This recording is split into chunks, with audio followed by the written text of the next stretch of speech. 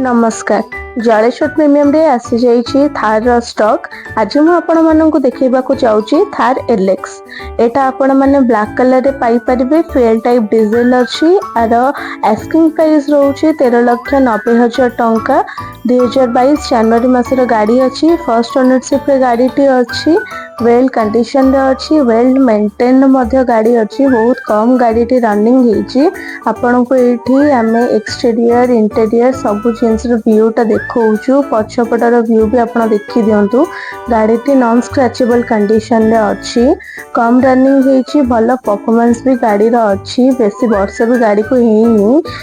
आपण एटा used car टा को आपण फील करिवे जेमते आपण एटा नुवा गाड़ी भलिया नउछंती सेही भलिया आपण के रनिंग दबो। बहुत भलो कंडीशन रे गाड़ी अछि। इजी फाइनेंस रे आपण जलेश्वर प्रीमियम रे पाई परिबे।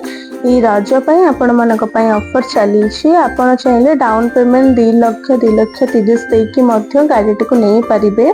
भलो कंडीशन रे अछि। आसंतु जलेश्वर प्रीमियम तले दिया जायतिबा नंबर रे हमको कांटेक्ट करंतु। धन्यवाद।